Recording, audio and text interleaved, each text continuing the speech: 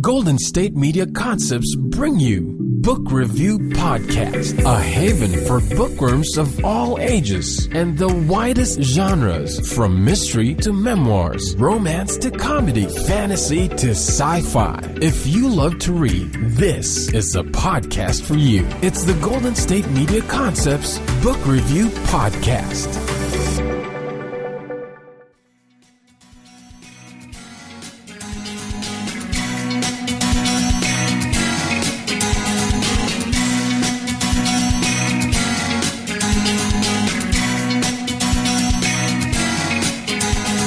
Hello and welcome to the GSMC Book Review Podcast, brought to you by the GSMC Podcast Network. I'm your host, Sarah, and it's Tuesday, so I spent part of my weekend talking to another author, which is a very cool way to spend a part of your weekend. At least it is for me, and hopefully it's a very cool way to spend a part of your midweek whenever you listen to the podcast of the interviews. This week I spoke with Mark Bergin about his debut novel called Apprehension, and I have to say that the book is called Apprehension, and it's about police, and I knew this going in, and for some reason, though, I kept thinking apprehension as in, you know, when you're apprehensive or fearful or concerned about something. And then there was a chapter called Apprehension, and they were talking about arresting a suspect or bringing someone in, what have you, and I was like, oh, apprehension. And that's just my confession to you that I was having a moment of completely thinking of the wrong word, although there could be some apprehension in this book as well for various reasons, so it could be a play on that word and its multiple meanings. At any rate, the book follows the story of Detective John Kelly. He was a pro until his niece was murdered right before his eyes. Now Kelly must hide his one shocking secret and criminal act of vengeance when fellow detectives digging in another case can end Kelly's career and send him to jail. Kelly must ignore this looming threat and focus on protecting a boy from his pedophile father. Except the hotshot defense attorney is his new girlfriend, Rachel Cohen, who shares wonderful news but hides her duty to destroy him on the stand. And she can't reveal she's investigating a twisted team of drug cops. While his friends work in secret to save him, Kelly is forced to the breaking point and beyond. This book, there's a prologue that takes place a year prior, but then the bulk of this book takes place over the course of 4 days, and then there's an epilogue that takes place a little bit later. But the bulk of the book takes place over 4 days, and these are some crazy action-packed days. I mean, everything that John Kelly goes through, everything that pretty much all of the characters go through, because there's different elements of the story that you see through different characters' eyes or through a different lens, and it's a fascinating look at police work, police life. It does take place in 1988, so it's also a fascinating look at police work in a time before cell phones, before desktop, laptop computers, etc., before the internet. So a fascinating look at a period of history that's not that far past, but still far enough past that we tend to forget some of the conveniences we have now. But just the amount of action in the book, and I mean that in terms of both like physical action, you know, the action of a car chase or a drug bust or an arrest or what have you, as well as the emotional action of the book. There's a lot of things that happen in terms of the relationships and how the main character and some of the secondary characters are navigating those relationships, how everything is all intertwined. I mean, John Kelly, the main character, is a police officer. He is dating the public defender so they obviously come across each other, against each other in court. This has an effect on their relationship, as does a few other aspects of their relationship that you find out throughout the 4 days. I mean, it kind of makes me tired just thinking about it in these 4 days. Wow. At any rate, it is quite the full set of 4 days. And rather than me continuing to ramble on about those 4 days and about this book, we should turn and find out what Mark would like to say about his own book.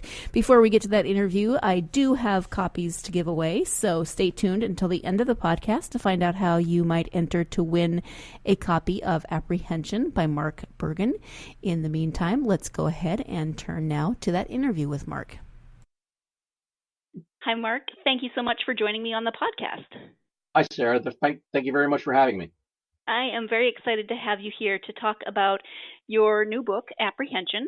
Before we get to the book, though, if we could get to know you a little bit, that would be great if you could share something about yourself. Sure. This is my first book. I retired police officer. I retired 6 years ago. I had to retire. I'll get to the story on that in a little bit. I had been a newspaper reporter before that. Was born and grew up in Philadelphia, and I'm now in Alexandria, Virginia. Okay, thank you for that. So, can you give a quick overview of the story in Apprehension? The theme of Apprehension is police stress and the effects that it has on officers, leading them almost to the point of suicide. It's the story of a detective named John Kelly and the 4 best and worst days of his life. We meet him while he is preparing to go to trial to send away a pedophile who was about to prey on the man's own son. So Kelly needs this trial to protect the kid. But while he's getting ready for this, he learns that a stupid and terrible thing that he did about a year ago is about to be unearthed. It'll probably cost him his job. It may send him to prison, and there's nothing he can do to stop it. So he has to continue with his trial prep. And another wrinkle in this trial is that the defense attorney is Kelly's secret girlfriend. They've just sort of started together, and she has both a wonderful secret to tell him right now and a terrible secret she has to spring on him at trial. Yes, it is quite the 4 days for John Kelly. I want to say it's a bit of a storm that with an S word in front of it that I can't say on the podcast. Okay. So yeah, everything kind of dumps down on him all at once. And what was your inspiration for the story itself? About 30 years ago, when I was an officer, I was in a drug unit, and I was under a lot of stress myself. It was very hard work. I was working 56 hours a week, 50 or 60 hours a week on the street, maybe another 20 or so in court, because we arrested a lot of people. I was going through a divorce and having a very bad time of it. So suddenly, although I'd always wanted to be a writer, I had never written fiction. I'd never tried. But suddenly a bunch of ideas sort of popped into my head, and I was fortunate enough that I wrote them down and then completely left them aside for 30 years. When I had to retire, I pulled them out and fleshed them out. Took about a year to write the novel, took another year to polish the novel, and took about another 2 years after that to sell it. And during all that selling time and pitching and looking for agents and looking for publishers, I was constantly reopening it to make paragraphs a little tighter, to improve dialogue, things like that. So it took a long time to write. Mm-hmm. Is that why the book is set in 1988? A couple of reasons. Yes, that's very much when I envisioned it. If anybody in the book had cell phones, none of the conflicts would occur. So I had to write it before cell phone time. In fact, one time I sat down and rewrote it to bring it up to modern times, and everybody was either constantly dropping their phone or leaving it behind, or the battery died and it read stupid. Also, I very much wanted it to be a realistic book. I wanted it to be as true as fiction could be. And a key twist in the story deals with a certain law about parental abduction, and how that law was framed changed right after 1988. So I wanted to set the book at a time when what I was describing was true. Mm-hmm. And this really has nothing to do with the story itself, but what part I laughed at the scene where John, the main character, was having a bit of a meltdown, and he he thought about picking up the green Selectrix typewriter, That's and another smashing it. And first I was laughing at the Selectrix typewriter, which you just don't see anymore, and then also I was laughing because he was like, but he liked that typewriter, so he didn't do it. Well, that's one of the very true stories. I love Selectrix. I was a newspaper reporter for 4 years, and we used Selectrix a lot. I just liked the rhythm of it. But that's another reason why I couldn't make it modern times. I would have had to get rid of that little moment, and I like that moment. Yes, yes. Thank you. So let's talk a little bit more about the protagonist, John Kelly. He basically goes by Kelly throughout the book. What about him do you think might resonate with readers? I hope that my fellow cop readers will read this book and be able to say, yeah, that's really what it's like out there. That's what we go through. As long as I've envisioned it, and in all of my writing, I wanted this to be a book that cops would see as true, or at least truthful, that they might be able to share with their family and say, hey, you want to know what we go through? This is a book that kind of describes it. And maybe someone who's thinking about becoming a cop can read it and maybe have a better handle on what to avoid as they go through their career. Mm-hmm. Did you have friends who were cops who were beta readers or anything? A couple. And they helped me with details. I had the wrong kind of cars.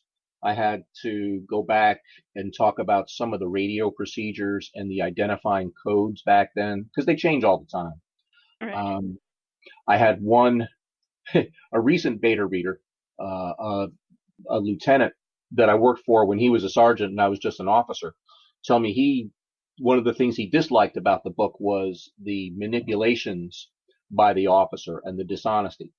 Now, I don't think they're dishonest, but I think the characters try very hard to help each other. It's not that thin blue line that gets a lot of media attention. Nobody's out and out lying for each other or covering things up. They're just seeking to make sure everybody has the best help they can get, try and slant things to help the officers. Right. Right. So a lot of this is from your own experience being a police officer. Did you do particular research, maybe just to refresh your memory, or was there any other kind of research you did? It was almost all memory refreshment. Most of the story just popped out of my head. It's all fiction, but there are a number of scenes that are true. The witch doctor is a true story. With the names changed. Okay. Some of the other events, everything in the book could have happened, and some of it did. I have to make clear the magnets didn't happen. I won't talk about what the magnets are. People can read it, but what I described we did with magnets, we didn't actually do. We talked about it, but we didn't do it. Mm-hmm. Well, that's probably good. Yeah, the witch doctor story, I don't want to give it away, but it was fascinating, a little bit funny, and also just like, wow. The criminal justice system is very big and very complex and very diverse and very busy, and things get lost. So maybe the witch doctor just sort of helped things get lost. Right. There's never been an explanation for what actually happened in the real case that's based on. So. Wow. That's fascinating. But let's go ahead and take our first break of the podcast. When we come back, we'll talk about more of how Mark went about writing some of the autobiographical elements of the book, what's fictionalized, what maybe happened to him, maybe happened to other people. So stay tuned. You're listening to the GSMC Book Review Podcast, and I'll be right back. Want to know the latest and hottest music hitting the airwaves? Don't be left out. Listen to the Golden State Media Concepts Music Podcast. Keith keeps you on the loop with everything you need to know from pop, rock, hip-hop, and the top 40. And we'll throw in news of your favorite artists, concert and tour dates, and so much more. Listen no further, because this is the gold standard in music podcast.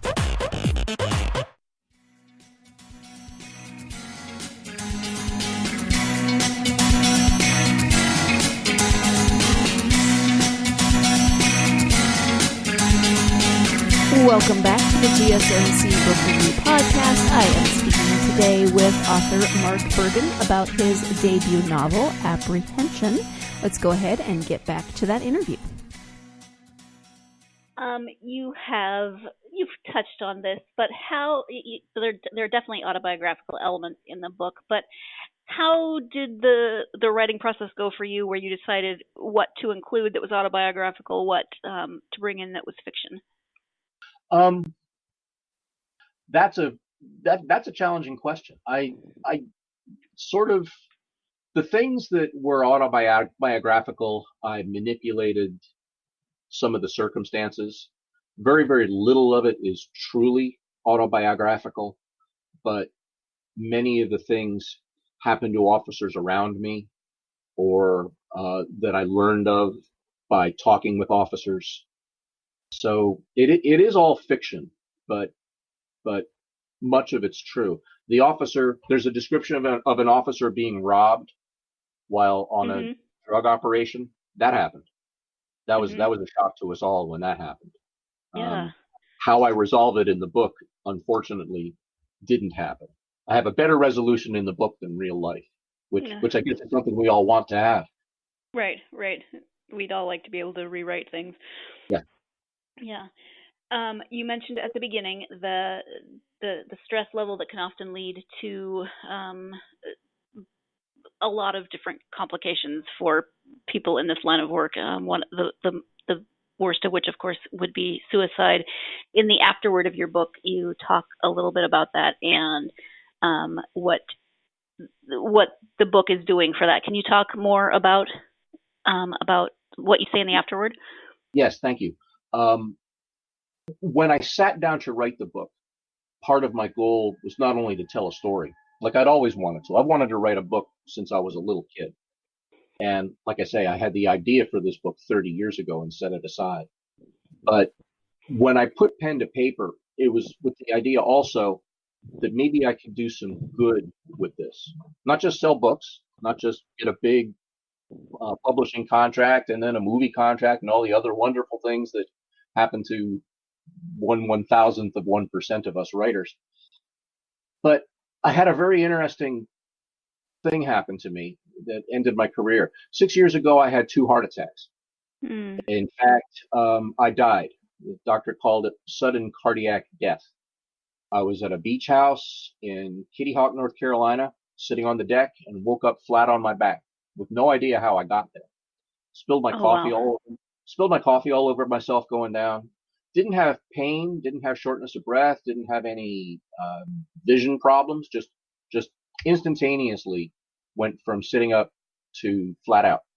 Went and found my wife. She said, "You've been on vacation for a week. You're drinking nothing but beer and coffee. You're dehydrated. Drink some water. If it happens again, we'll go to the hospital." So 2 hours later, it happened again while I was walking around. And I went down face down. Found her. She drives me to the little clinic. They can't find anything wrong with me. Heart attacks typically are an injury. And as an injury, there's an enzyme that's secreted, so they can test for that enzyme and see if you had a heart attack. I didn't have that. I didn't have any apparent heart arrhythmias. But I'm sitting in this clinic in a vacation town, and an ambulance pulls up out front. I say, "Boy, someone's having a worse week than me." And they say, "No, that's for you. You're going to the bigger hospital." And the nurse looks at me and says, "I'm going to pray for you." And that's not a reassuring thing. I go to the hospital. I meet a cardiologist. By the way, it's weird having a cardiologist now, who asks me questions and says, "You spilled coffee on yourself. but nobody ever spills their coffee when they're fainting. They've always got that second or two to put it down as they go out. This is something different. He gave me an angiogram, which is where they squirt dye through your arteries, and they found a 100% blockage of the main coronary artery. Oh my gosh. The artery is called the LAD, and that blockage is called the widowmaker. And I got to hear that term over and over again as I moved from that hospital to another hospital to the emergency room of the heart hospital to the cardiac care. They always ask you, why are you here? Do you know what happened to you? And I'd say, I had 100% blockage of the left anterior descending. And their eyes would get really wide. And if they knew I'd been a cop, they were a bit more blunt. They'd say, that's the widowmaker. That should have killed you.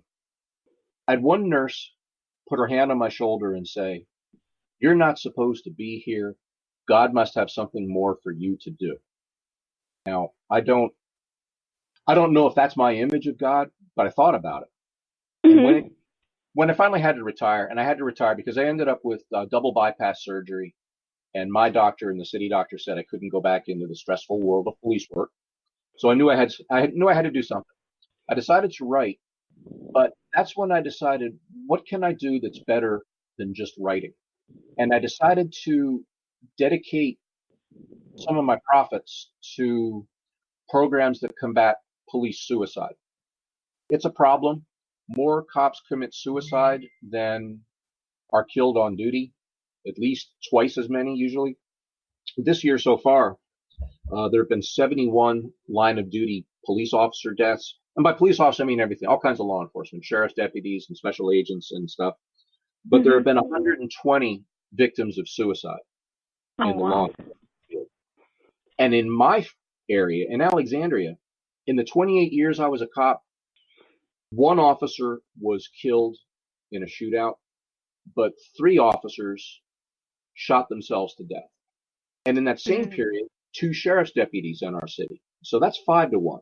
That's a higher ratio than the national, but that's not terribly unusual. Always more cops are killing themselves than are killed out on the street.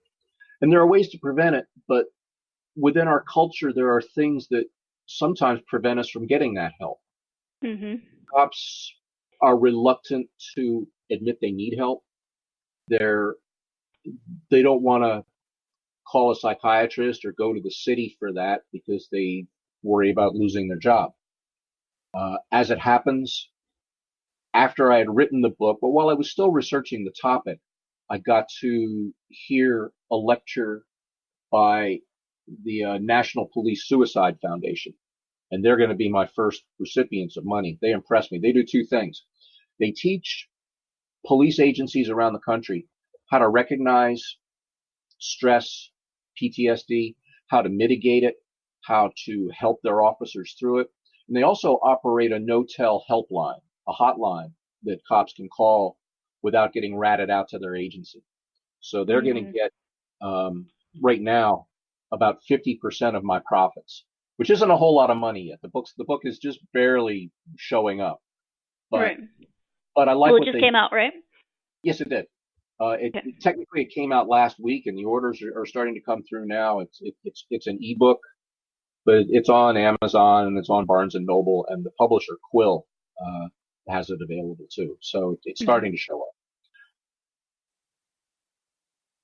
and especially through nice people like you who are helping me get the word out. My publisher is very small, and we don't do much marketing, so I get to talk a lot. Wonderful. Well, it depends. If you like talking, that's great. If not, you might be like, "Oh Lord." Go ahead.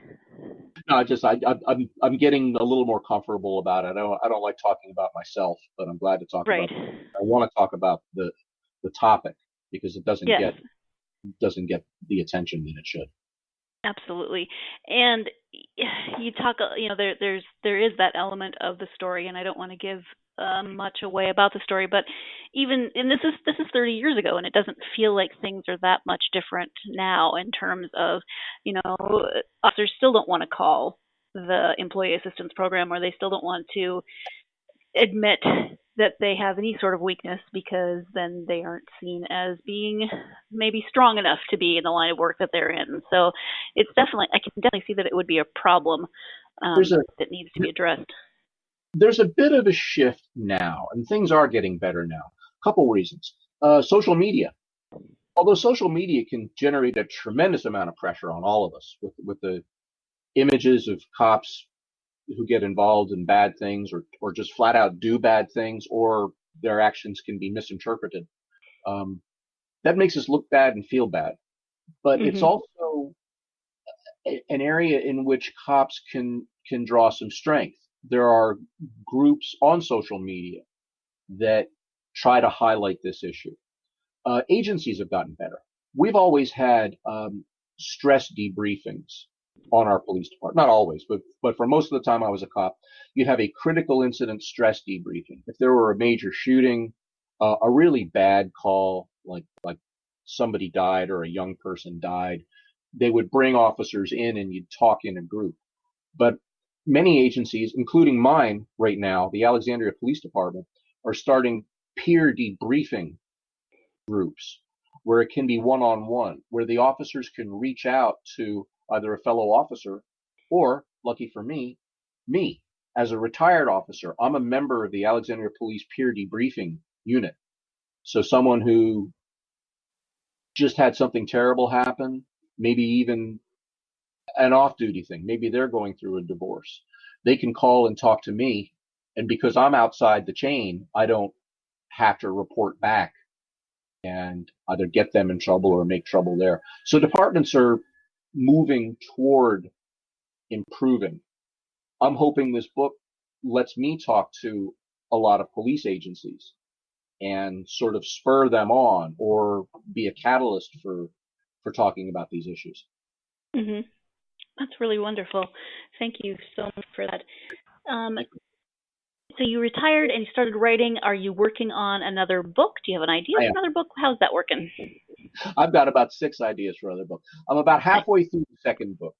When I was writing the first, ideas would constantly pop into my head. I'm the kind of person, I carry around a notebook and a pen, and I'm constantly jotting things down. Ideas would pop in, and I could use them in Apprehension. But some parts wouldn't quite fit in there. So I just write them down as notes, and I put them on a computer file and look at them later. And they became the plot for the second book that I'm working on now. And I actually have at least 2 more books in process with these same characters. Not exactly a series, since the first one does take place in 1988. And I hope my readers can jump back that far, because the people are all the same. There are only a couple of different technical differences between back then. The second book is going to take place 12 years later, 13 years later, right after 9/11. And it's going to have nothing to do with 9/11 other than the officers and the department will be going through the changes that all of law enforcement went through right after that terrorist act. Right. The different ways to deal with the public, the different things we were experiencing. And as it happens, Alexandria, being only 5 miles from the Pentagon, we had a big impact. That day, I wasn't scheduled to work, but I ended up working at the hospital for crowd control for what we anticipated to be people coming to give blood to support the medical efforts. We all changed the way our shifts work. We went to 12-hour shifts. I was working midnights. That was another set of pressures. The second book isn't going to be about pressure. Oddly enough, the second book is going to be about faith and religion and God. My character survives a horrendous shooting, a shooting that should have killed him. There's no reason for him to be alive. And people around him start to think maybe he's touched, maybe he was blessed, maybe he was protected. And again, like I said with me, that doesn't necessarily fit his image of how God works, but he starts to wonder. And it's a typical mystery. There's an investigation he's going through. There's a defense attorney who has her own subplot within it. I like to weave a lot of characters together and bring them bring them all together in the end, moving along a similar path, but taking different viewpoints of the issues. Hmm. Well, actually, that makes me happy because at the end of the book, I was like, okay, well, that's great. We wrapped a few things up, but I still want to know more. So I'm glad that some of those characters will be coming back. That's the most wonderful thing you can say to an author. Maybe you've said that to other authors, but that you like the characters, that you're interested in them, that you want to rejoin them in the future. That's music to my ears. Thank you. You're welcome.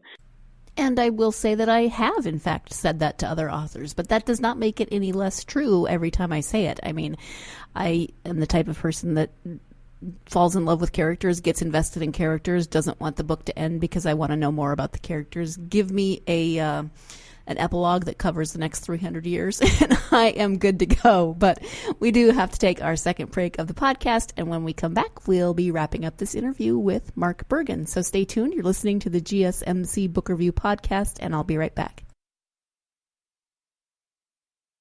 Tired of searching the vast jungle of podcasts? Now listen close and hear this out. There's a podcast network that covers just about everything that you've been searching. The Golden State Media Concepts Podcast Network is here. Nothing less than a podcast bliss with endless hours of podcast coverage. From news, sports, music, fashion, cooking, entertainment, fantasy, football, and so much more. So stop lurking around and go straight out to the Golden State Media Concepts Podcast Network. Guaranteed to fill that podcast itch.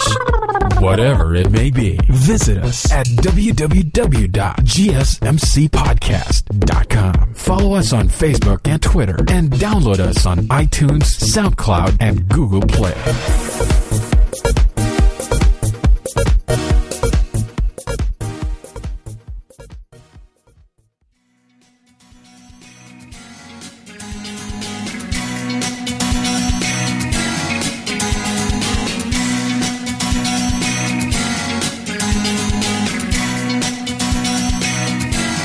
Welcome back to the GSMC Book Review Podcast. I am speaking today, of course, with author Mark Bergin about his debut novel, Apprehension.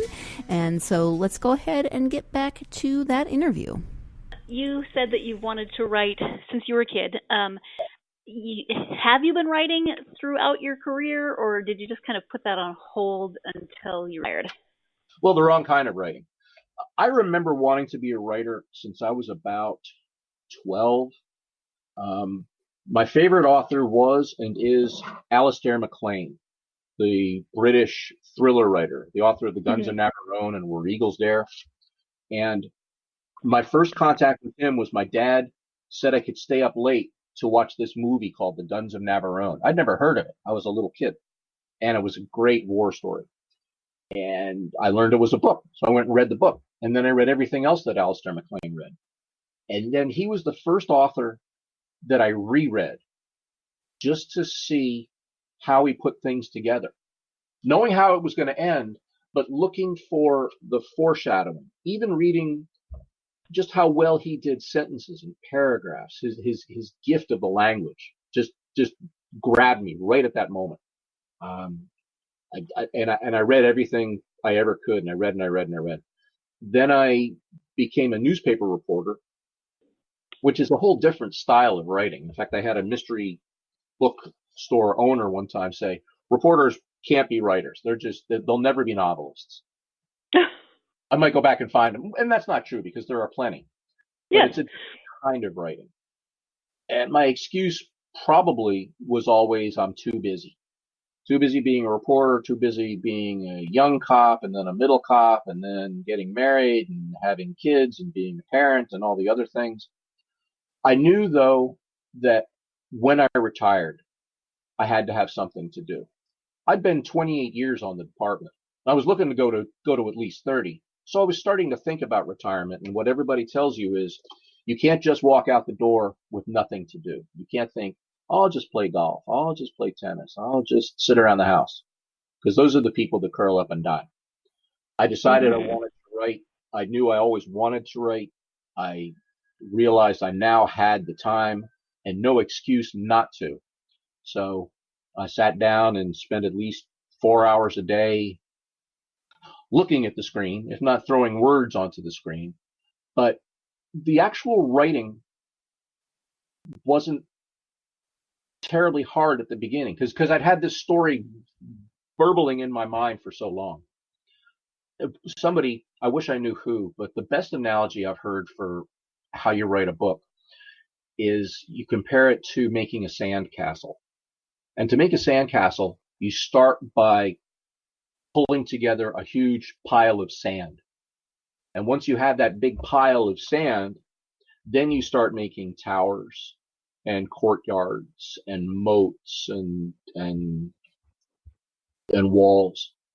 So I threw all the words down in the story, just kind of banged it out. I'm a plotter. Have you heard the term plotters and pantsers? Mm-hmm. Yep. I could never be a pantser. I couldn't write a story from the seat of my pants because I wouldn't know where I was going. I have to be a plotter. I have to have the end in mind and work toward it. So I started outlining. I had these notes that I'd written 30 years ago that were basically a beginning, some middle stuff, and an ending I wanted to get to. And I put them on paper. And I thought, okay, how do I get from beginning to middle? What do I fill in? Where does my character have to go to set him up to be at the right place at the end? So that's where the trial came about. That's where the girlfriend came about. The descriptions of the drug cops and what they go through. It was the drug unit I was on when I first made the first notes for this book. It was called the Jump Out Boys, the tactical unit, where we were arresting street corner drug dealers and drug buyers in basically in the poor communities where drugs are sold out on the street. And it was pure Starsky and Hutch. It was all jumping out of cars and chasing people and exciting, but it got to be a drag for a couple of reasons. Nobody thanks you when you're doing narcotics work. There's no community that comes out and says, "Oh, you're doing a great job." If anything, it's the opposite. You've got the grandmothers who come out and say, "Why are you doing that to these boys? It's the only way they have to make money." Mm-hmm. Which is a little startling and hard to get through. And drug enforcement, we did a good thing because we kept the lid on a dangerous part of the community or a danger that could build in the community at a time when it was really, really ripping up a lot of cities on the East Coast. DC had something like 572 homicides in 1988. We had 6. They're right across the river, so we look at them a lot. The drug trade tremendously accelerated the violence in some of the communities. So we kept that down because we could have been anywhere. We were jumping out all the time. There were 5 different neighborhoods that we could operate in on any given night, and we usually hit at least 2 of them a night, making 2, 3, 5, 8 felony arrests each night, and they all end up in court, so you're there. But at the end of 2 years on that unit, when I found myself arresting some of these guys for the 3rd time, where I'd gotten them convicted and sent to prison the first time, and they come out after a short sentence, do the same thing, I send them again. They come out, do the same thing, and I send them for the 3rd time. I kind of decided that all I was doing was giving a bunch of kids felony records. I wasn't really stopping them or the drug trade in the city. I wasn't helping. It had to be done, but I didn't want to do it anymore. So I went back to being a regular patrol officer and did all the other good stuff that the cops get to do. Became a sergeant, was a public information officer, was a training officer, became a sergeant, became a lieutenant, and I was a lieutenant when I retired. So out of your experience, do you have advice for aspiring authors? Write. Just write. There's no correct way to write. There's nobody who can tell you this is the path that you must take in order to be a success. Get in front of a computer screen get a notebook, get a spiral notebook and write some ideas. Have faith in yourself. I had no idea whether anything I was writing was going to be any good at all. And my first beta readers, my family, of course they love it because they're my family. What are they going to say? Mm-hmm. But people did eventually give me some good feedback and support. But you're not going to have that at first. You're just going to have you, a brand new writer, sitting alone somewhere, scribbling, putting ideas down, and wondering whether they're any good. They are good. They're your ideas. They're valuable. They're wonderful. Stick with them. And then at some point, screw up your courage and show them to somebody else. There are writers groups in every community, and social media lets you connect with them more easily. The library, your local library might have a writers group, or your favorite English teacher from high school, or your neighbor who's a big reader, or the librarian. Somebody can look at what you're writing. So you have to prepare yourself for that and steel yourself for that and hope that it's a positive experience. But it should be. They're your thoughts, and anybody can write. If I can write and get a book published, anybody can write. Thank you. You mentioned Alistair MacLean as your favorite author. Do you have other favorite authors or genres when you read? Well, going back to my original favorites, Alistair MacLean, Adam Hall, the spy stories, Jack Hunter, who wrote The Blue Max, is one of my favorites. John D. MacDonald has always fascinated me. But unfortunately, all those guys are dead. The good writers out today, I try to operate within the police procedural and mystery genre. I've been told I'm not a thriller writer because I don't have a villain. There are no villains in police. I'm not ever going to write a serial killer story because they're a bit fantastical. But there's a writer named Dana King here in Northern Virginia who writes a really good series about a small Pennsylvania town and its police department. E.A. Amar writes fantastic. He's been on the podcast. Stories. Yes. Huh? Really? Yeah. Oh, he's fantastic. He is. I'll loop back to him after I talk about some of the other writers, but he changed my life. But his books are among the most exciting I've ever read. And his was probably one of the only books in the last 3 years that I read in one sitting. I just did not get up once I started reading. The second book in his The Dead trilogy. We're still waiting for the third. His latest is The Unrepentant, which is fantastic. Yeah. Angie Kim, a new writer, just wrote a fantastic book called Miracle Creek that if I told you it was about motherhood, you wouldn't understand at all, but it's a fantastic mystery, courtroom drama that keys very much on motherhood and love and women and children. And it's a fantastic story. She's a great writer. David Swinson writes cop stories in Washington, D.C. And a brand new writer named Patricia Harmon just came out with a book last week with what I thought was the worst title ever. The Hooker, the Handyman, and What the Parrot Saw. But well, it grabs your attention. It does. And her writing grabs your attention because it's the most erotic book I've ever read in my life within the structure of a police procedural. It's fantastic. She hates when I say it's 50 Shades of Silence of the Lambs. But it is, and it's good. So there are a lot of nice... I'm in Alexandria, Virginia, which is across the river from Washington, D.C. And this area is full of writers. I met Ed Amar at a conference called Thriller Fest in New York about 3 years ago. He was doing a panel on noir type stories. And that was at a time when I was trying to figure out how to define mine. And he was there, and he had mentioned that he was in D.C., and I talked with him after. He invited me to an event called Noir at the Bar, which we have around here, where writers will read a short selection, either written for the event or a piece of their upcoming book. And I got to know writers. And the writing community is fascinating. Everybody's in competition with each other, but they're not in any way competing. There are lots and lots of books out there, and just readers don't buy one book. Readers buy lots of books.